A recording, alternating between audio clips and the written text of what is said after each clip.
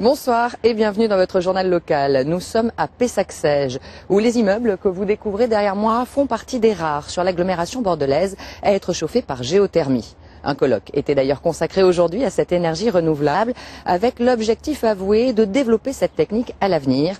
On voit pourquoi et comment dans quelques instants, juste après l'actualité de ce vendredi 10 décembre. Nous sommes de retour à la résidence Fort Maison à Pessac-Seiges, l'un des rares grands ensembles d'habitation de l'agglomération à être chauffé par géothermie.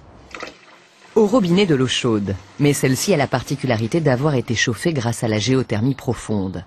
Sous ces immeubles, à 800 mètres, un puits pompe dans une nappe phréatique une eau que la terre maintient naturellement à 49 degrés.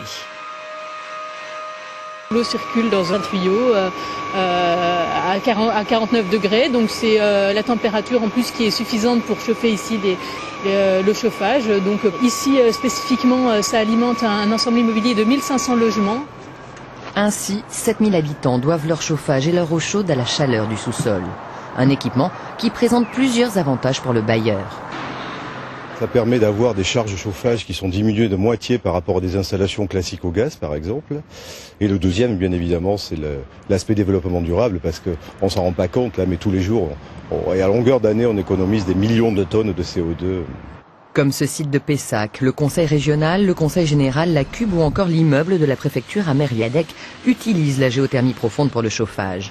L'Aquitaine, avec le bassin parisien, est l'une des rares régions où de tels gisements sont disponibles. Et pourtant, l'agglomération ne compte que 8 puits, dont 5 seulement en activité.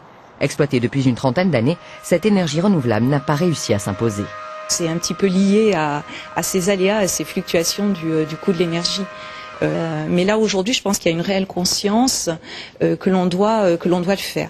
Donc sur la Cube, il faudrait que la géothermie, ça représente à peu près 16% des énergies renouvelables qu'on utilisera en 2050. Donc c'est quand même un gros enjeu. Cela représente 25 puits en 15 ans. Pour favoriser le passage à l'acte, l'Agence locale de l'énergie fédérait aujourd'hui autour de la question les professionnels publics et privés. Un colloque afin d'exploiter rationnellement la ressource géothermique pour que les eaux profondes restent non polluantes et disponibles.